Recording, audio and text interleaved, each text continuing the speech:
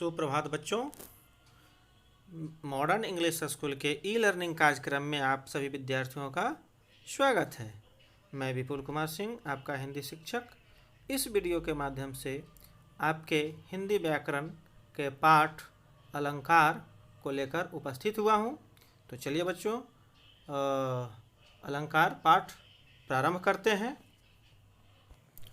तो बच्चों अब अलंकार प्रारंभ करते हैं। तो सबसे पहले बच्चों, अलंकार है क्या, उसका अर्थ जानते हैं। तो बच्चों अलंकार और जो है दो शब्दों से मिलकर बना है, अलम और कार। अलम का अर्थ होता है बच्चों आभूषण या भूषण या सजावट। कार यानी करने वाला, यानी कि जो सजावट करे वही अलंकार कहलाता है। यानी अलंकरोति इति अलंकारः। बच्चों यहाँ पर है कि काव्य शोभा करान धर्माम अलंकार प्रक्षते, अर्थात काव्य की शोभा बढ़ाने वाले धर्मों को क्या कहा जाता है? अलंकार। तो सबसे पहले बच्चों अलंकार का शाब्दिक अर्थ हम लोगों ने जाना कि क्या होता है, आभूषण या गहना। जिस प्रकार बच्चों हमारे घरों में हमारी महिलाएं, घरों की महिलाएं जैसे माँ हैं, बहनें हैं और घर की जो भी महिलाएं हैं, सभी सजने और संवरने के लिए आभूषण या गहने का प्रयोग करती हैं, तो उससे क्या है, सुंदर दिखती है।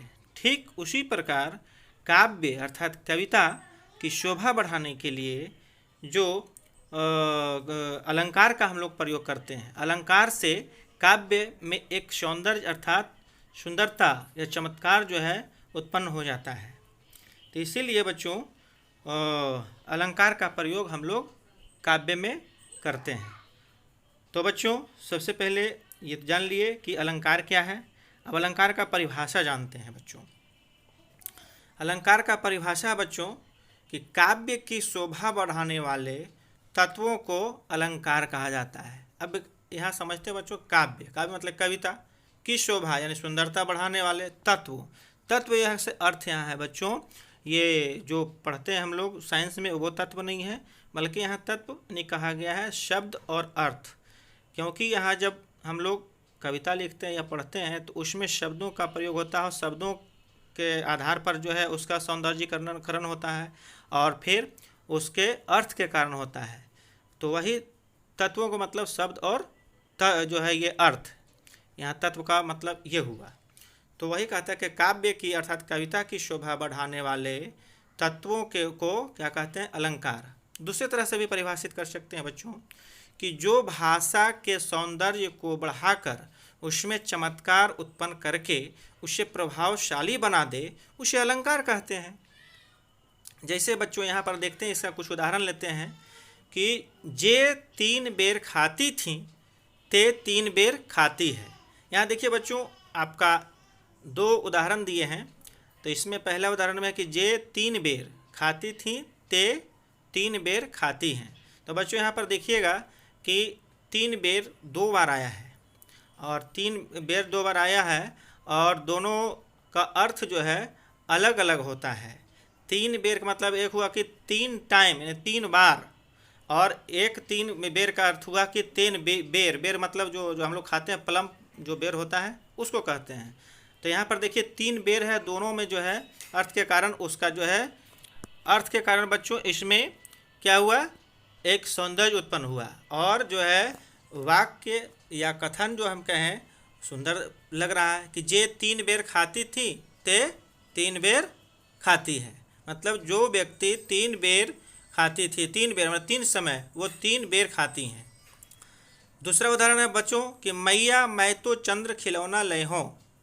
यहाँ पर देखिए बच्चों, मैया मैं तो चंद्र खिलौना लय हों। यहाँ पर चांद और खिलौना में यहाँ देखिए अर्थ के आधार पर है कि पहला था शब्दों के आधार पर, अब है अर्थ के आधार पर कि यहाँ पर खिलौना कैसा जो है बालक मांग रहा है अपने माँ से, चंद्रमा के समान, कोई अंतर उसमें नहीं है। तो यहाँ पर देखिए अर्थ के आधार पर हो गया बच्चों। तो यही शब्द और अर्थ जो है अभी जो परिभाषा बतलाए थे तत्व, वही तत्व है। चलिए बच्चों, तो अब हम अगला देखते हैं कि अलंकार के भेद कितने हैं। तो बच्चों अलंकार के मुख्यतः दो भेद हैं।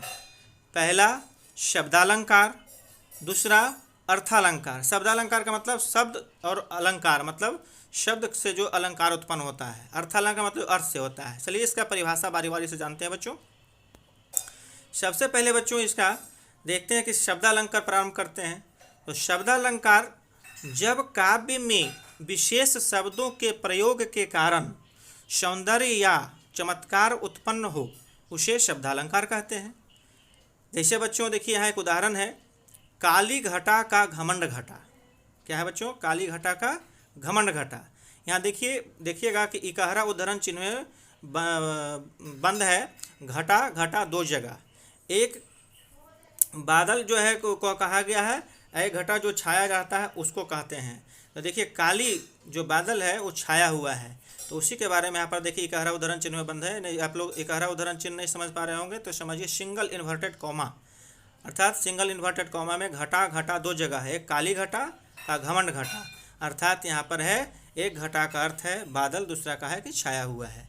तो बच्चों इस तरह से ये शब्दालंकार हुआ।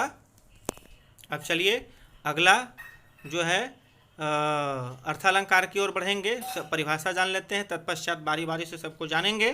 ठीक है बच्चों? तो बच्चों हम लोग शब्दालंकार को जाने, अब अर्थालंकार का परिभाषा भी जान लेते हैं बच्चों जब काव्य में विशेष शब्दों के अर्थ प्रयोग के कारण सौंदर्य या चमत्कार उत्पन्न होता है उसे अर्थालंकार कहते हैं। उसमें था बच्चों शब्दालंकार में कि शब्द के कारण होता था, किसी विशेष शब्दों का जो है प्रयोग के कारण, लेकिन इसमें है कि सिर्फ शब्द नहीं बल्कि उस शब्द के अर्थ के प्रयोग के कारण जो सौंदर्य या चमत्कार उत्पन्न होता है काव्य में, उसे अर्थालंकार कहते हैं। इसका उदाहरण लेते हैं बच्चों, जैसे कि पीपर पात सरिस मन डोला। अर्थात यहाँ पर कहा जा रहा है बच्चों कि पीपर का जो पत्ता, अर्थात पीपल जो पेड़ होता है उसका पत्ता डोलता है। सरिस मतलब के समान, मन यहाँ पर अपना इच्छा जो है दिल ने मन, तो यहाँ पर कहता है पीपर पात सरिस मन डोला, अर्थात पीपर के समान, पत्ते के समान अपना मन अर्थात मनुष्य का मन भी डोलता है। तो यहाँ अर्थ के आधार पर है बच्चों। तो ये अर्थालंकार हो गया। चलिए बच्चों अब हम बारी बारी से शब्दालंकार के भेद और अर्थालंकार के भेद को जानते हैं। चलिए तो प्रारंभ करते हैं सबसे पहले शब्दालंकार को। तो बच्चों शब्दालंकार के मुख्य तीन भेद हैं।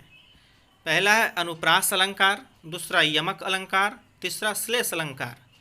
तो चलिए बच्चों बारी बारी से सबको देखते हैं कि अनुप्रास अलंकार, तो इसका है परिभाषा कि जहाँ वर्णों की आवृत्ति से कथन में या काव्य में सौंदर्य या चमत्कार उत्पन्न हो वहाँ अनुप्रास अलंकार होता है। जैसे उदाहरण में बच्चों तरनी तनुजा तट तमाल तरुवर बहु छाए। तो बच्चों यहाँ पर देखिए, यहाँ पर तो तरनी में तो, तनुजा में तो, तट में तो, तल तमाल तरुवर, इस तरह से तोता वर्ण की आवृत्ति हुई है, इसलिए यहाँ पर क्या हो जाएगा, यहाँ पर यह अनुप्रास अलंकार होगा।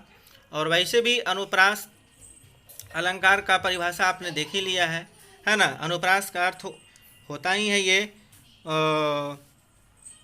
उसको हम कह सकते हैं कि अनुप्रास शब्द का अर्थ किसी वस्तु को अनुक्रम में रखना। चलिए अब एक और उदाहरण लेते हैं, जैसे चारू चंद्र की चंचल किरणें खेल रही थी जलथल में। चलिए बच्चों तो इसमें भी देखिए च के जो है आवृत्ति हो रही च वर्ण की, तथा ल वर्णों की भी आवृत्ति हो रही है, इसलिए यहाँ भी क्या होगा, अनुप्रास अलंकार होगा। चलिए एक उदाहरण और लेते हैं बच्चों कि विमल वाणी ने वीणा ली कमल कोमल कर में सप्रीत। यहाँ पर बच्चों देखिए व और क वर्णों की आवृत्ति हो रही है, इसलिए ये भी आपका क्या हो जाएगा, अनुप्रास अलंकार हो जाएगा, है ना बच्चों। चलिए तो ये अनुप्रास अलंकार को हम लोगों ने जान लिया कि जहाँ यानी कि वर्णों की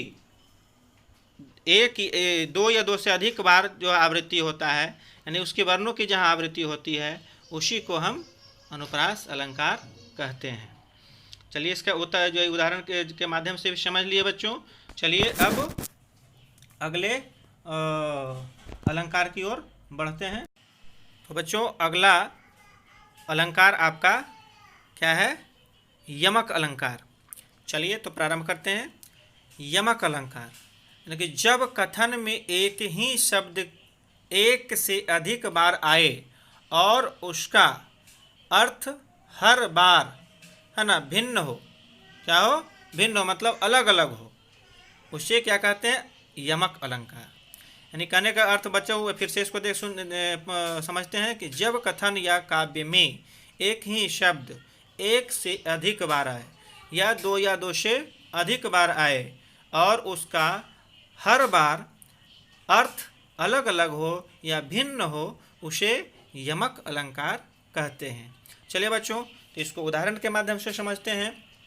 जैसे इसमें उदाहरण है कि काली घटा का घमंड घटा।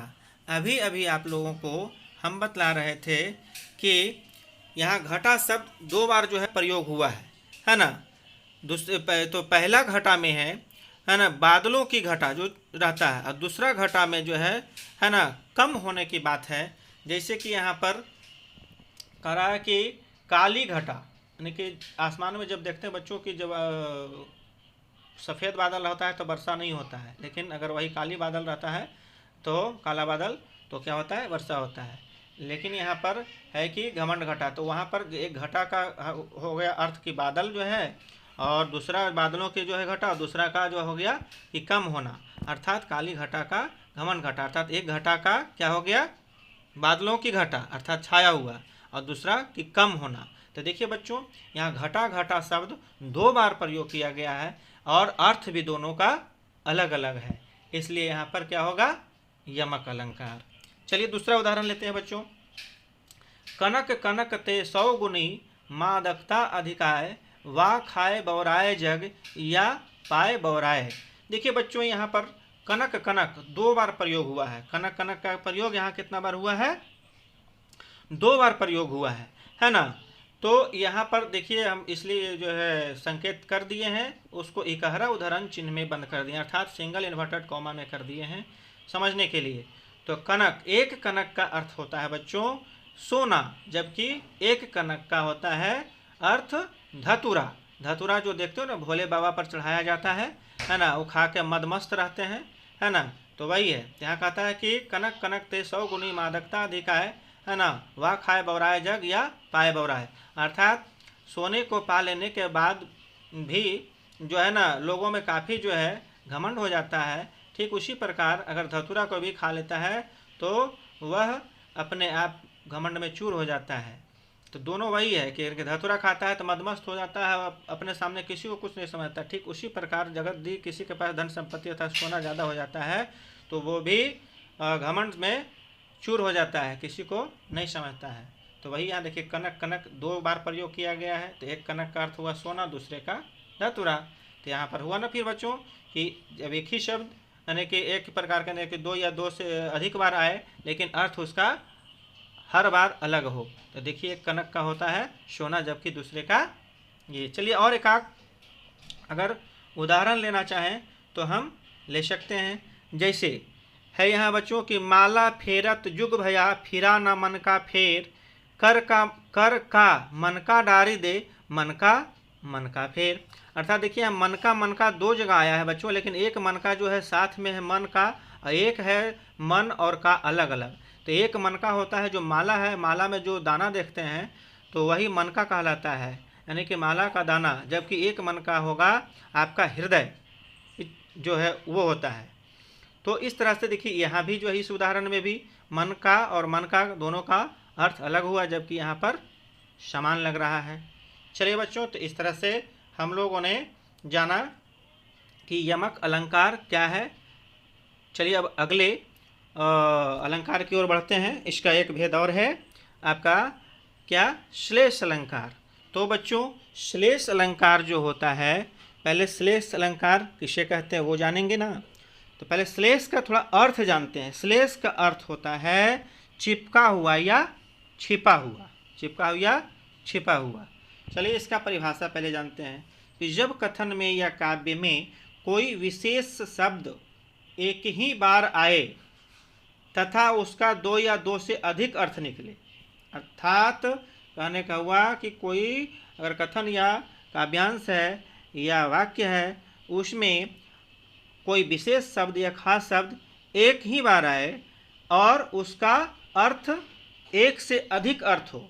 कितना हो? एक से अधिक अर्थ हो, दो या दो से अधिक अर्थ हो, उसे हम क्या कहते हैं? श्लेष अलंकार। अर्थात यहाँ हम कह सकते हैं कि श्लेष का मतलब चिपका हुआ है, छिपा हुआ। अर्थात यहाँ पर इस तरह से भी कह सकते हैं कि कविता में जब एक ही शब्द में एक से अधिक अर्थ चिपके हुए हो अथवा छिपे हुए हो तो श्लेष अलंकार होता है। चलिए बच्चों, तब उदाहरण के माध्यम से हम समझते हैं। उदाहरण है कि जो रहीम गति दीप की कुल कपूत की सोई, 12 उजियारों करे बढ़े अंधेरों होय। यहाँ पर देखिए बच्चों, हम इंडिकेट कर दिए हैं, संकेत दे दिए हैं। 12 को भी सिंगल उदाहरण में बंद किए हैं, अर्थात सिंगल इन्वर्टेड कॉमा में। दूसरा जो है बढ़े है, उसको भी हम क्या किए हैं? इकहरा उदाहरण चिन्ह में, अर्थात सिंगल इन्वर्टेड कॉमा में बंद किए हैं। तो एक देखिए बच्चों यहाँ पर है कि आपका यहाँ पर क्या कहते हैं? 1-12 का अर्थ होता है आपका कि 12 का मतलब होता है बचपन में, और उसी का दूसरा अर्थ जलाने पर। जैसे है ना कि जो रहीम गति दीप की कुल कपूत की सोई, 12 उजियारे करे। अर्थात अगर शपूत होता है तो वो क्या करता है? उजियारा, अर्थात अपने बचपन से ही जो है वो आगे बढ़ने की कोशिश करता है और आगे विकास करता है। उसके लिए धन संपत्ति कोई मायने नहीं रखता, खुद अर्जित कर लेता है। तो इसीलिए यहाँ 12 का अर्थ एक होगा बचपन में और दूसरा जलाने पर। जबकि एक बढ़े है तो एक बढ़े है उसका अर्थ होगा बच्चों बड़ा होने पर, दूसरा अर्थ है बूझने पर। और यहाँ पर देखिए 12 और बढ़े दो शब्द है, दोनों का दो दो अर्थ यहाँ मैंने बताया। तो अभी मैंने बतलाया था कि श्लेष का अर्थ ही होता है कि कोई विशेष शब्द आएगा, उसमें जो है कई अर्थ होंगे, अर्थात उसके एक या एक से अधिक अर्थ होंगे या दो से अधिक अर्थ होंगे। ऐसे हम इसका बतलाए थे कि श्लेष का अर्थ ही होता है चिपका हुआ, अर्थात छिपा हुआ, यानी एक शब्द के कई अर्थ होंगे। चलिए बच्चों, दूसरे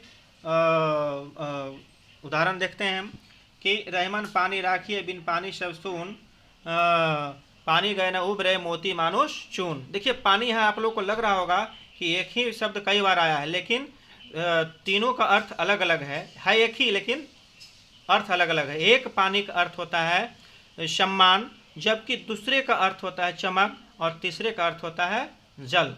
यानी कहने का मतलब है कि पानी, जैसे रहमन पानी राखिए बिन पानी सब सून, यहाँ जैसे देखिए पानी शब्द 3 अर्थ है पानी का, जो अलग अलग के लिए प्रयुक्त हुआ है। एक मनुष्य के लिए प्रयुक्त हुआ है सम्मान के लिए, और दूसरा मोती के लिए, और तीसरा जो है आपका आटे के लिए प्रयोग हुआ है, यानी चून। चून मतलब आटा होता है। तो बच्चों यहाँ पर लग रहा है आपको कि 3 जगह प्रयोग, लेकिन यहाँ पर उसको यदि नहीं पानी बार बार लिखेंगे, पानी की जगह पर जल लिख देंगे, तो काव्य जो होता है, कविता जो है दिया हुआ वो सही नहीं लगेगा, उसमें सुंदर दिखाई नहीं पड़ेगा, सुनने में अच्छा नहीं लगेगा। इसलिए वहाँ पर प्रयोग किया गया है, रहमन पानी राखिए बिन पानी सब सून, पानी गए न उबरे मोती मानुष चून। तो यहाँ पर पानी शब्द के 3 अर्थ हैं, एक सम्मान के अर्थ में मनुष्यों के लिए, और मोती के लिए चमक के लिए प्रयोग हुआ है, जबकि तीसरा जो है चून यानी आटा के लिए प्रयोग किया गया है। तो इस तरह से बच्चों हम शब्दालंकार को इस वीडियो में जाने। अब और भी जो शेष है, अर्थात और इसमें शेष एक और है, वो पुनरुक्ति प्रकाश अलंकार है। तो पुनरुक्ति प्रकाश अलंकार में होता है बच्चों कि एक ही शब्द 2 बार आएगा और एक ही जैसा लगेगा। जैसे इसका उदाहरण है कि समान शब्दों की आवृत्ति से जहाँ चमत्कार उत्पन्न होता है वो पुनरुक्ति प्रकाश अलंकार होता है। तो वही जो है आपका पुनरुक्ति प्रकाश अलंकार होगा। जैसे एक उदाहरण देते हैं कि धोए धोए पात हिली हिली सरसे लगे। यहाँ पर धोए धोए पात और हिली हिली में पुनरुक्ति प्रकाश है, मतलब एक ही शब्द 2 बार आ रहा है, इसलिए यहाँ पर पुनरुक्ति माने पुनः उक्ति माने बार बार आ रहा है वही, इसीलिए आपका पुनरुक्ति प्रकार से अलंकार हुआ। चलिए बच्चों, तो इस वीडियो में इतना ही। अब अगले वीडियो में हम अर्थालंकार लेकर उपस्थित होंगे। तब तक के लिए इसे ध्यानपूर्वक लिख लेंगे। चलिए बच्चों, वीडियो देखने के लिए धन्यवाद।